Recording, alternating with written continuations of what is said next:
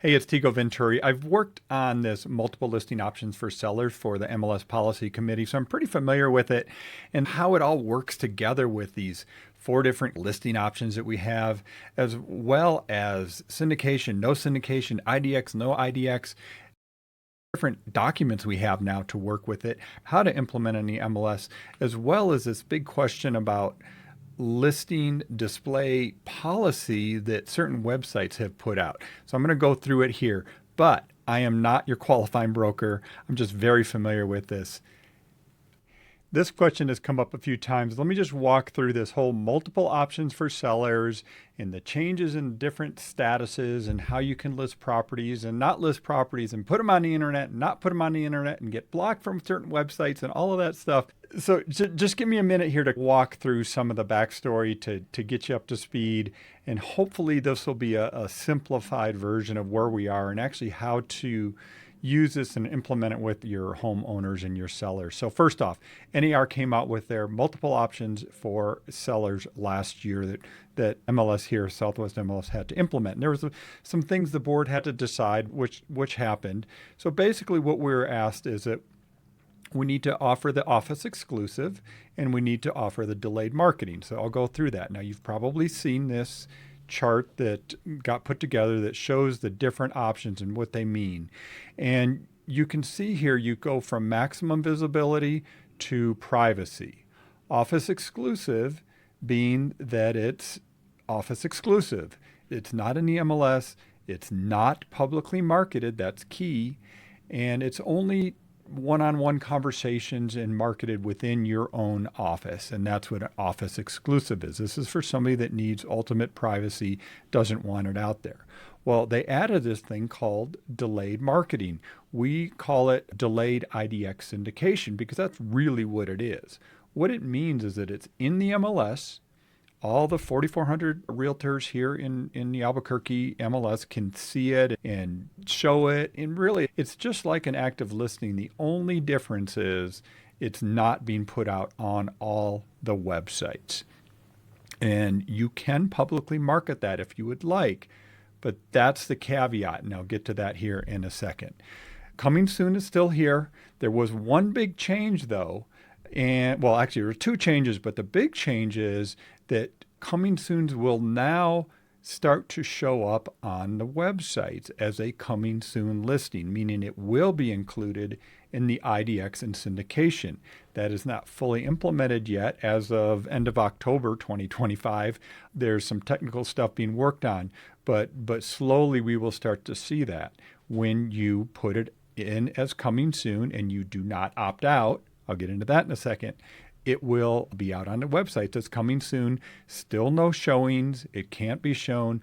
If you start to show it, then yes, you do need to make it active and have it available for everybody. So if you basically the way it goes is if you show it to one, show it to all. That's really what it comes down to. All right. The other thing is that you do need to include one photo with the coming soon, just so there's some sort of placeholder on that when it is out there on coming soon. And then active, we're all familiar with that. Maximum exposure, IDX, marketing, the whole thing, right? So that's showings, all the photo requirements are the same on active. All right. As part of this, the NAR guidelines is that we had to have a disclosure for sellers to talk about these options for sellers. And so we have the new form here that the Forms Committee came out with. It's the 1104. And so if you do work with a seller and you're going to be doing this delayed marketing or delayed IDX syndication, as we're calling it, you need to disclose this and talk about it with your seller. And that's option 2 on this list, so let's just jump down to it. So it's going to be delayed marketing, which means that it's going to be in the MLS, but it will not be sent out on all the websites. And I'll show how you turn that on and off in the MLS here in just a second. The other option is the office exclusive, meaning you're listing it, you have a listing agreement, but it's only, again, one-on-one marketing and office marketing. There's no public marketing, no mass emails, none of that stuff, right? So that's the office exclusive. And then we have the coming soon, which is, again, I'll just reiterate, it It can be put on the internet if you choose. It's coming. It's coming soon. You'll be able to do that if you would like for your coming soon, to start getting the word on about it before it's ready to be shown. And again, if it is shown, then it does need to go to active, or I guess it could be delayed marketing, but that's too complicated. We won't even talk about that right now. This is the form that you would use if you're going to do one of these three options. My understanding, again, check with your broker though, if you are just doing a regular active listing, that disclosure form is not required. So let's talk about clear cooperation. Really, if we go back a couple, 3 years, is really where all of this started. Gosh, how far back? We must go back like 4 or 5 years on clear cooperation policy. And this is from our MLS rules here. And basically what it says, what it says, if you publicly market a property, it needs to be placed in the MLS within 1 day. The idea is if you're marketing it to one, you market it to all. You need to have fair distribution to everybody. But now there are a couple carve-outs here. Again, we have the delayed IDX syndication option now, where it's not going to go out to all the websites. And then we also have, again, the office exclusive option, where it's very much a private listing, an exclusive listing that you're just helping the seller to find a buyer for that home. All right. And that's a clear cooperation. So let's talk about implementing this. You're entering a listing and the seller has decided to do the delayed IDX syndication, and you're entering it, and you get to this screen here in the MLS under broker distribution, and it says seller opt out.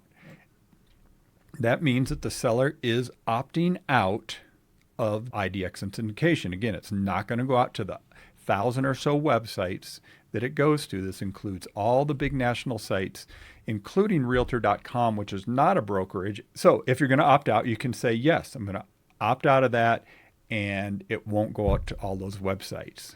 Now, Zillow, along with Trulia, along with Redfin, so 3 large national brokerage websites, they have decided to implement a policy that says if you do not send it out through IDX syndication and you publicly market it, and they have a definition of what public marketing is. Again, and is the key word there, is you're not sending it through IDX and syndication, and you are publicly marketing, meaning that you're marketing it exclusive situations, but you're not putting it out to the broader audience of buyers pool out there. If later in the future you do decide to change it to the IDX and syndicate it, they do reserve the right to block the listing from showing up on their websites. And it's those 3 websites right now, but really any brokerage could do this. And the argument is if you share it for one, you share it for all, make it widely available for everybody. So the long answer to what should be a simple question, but this is where we are. I hope this is helpful. If you do have any questions, reach out to me. It's Tego. You can always text me, call me, or DM me. Thanks. Take care.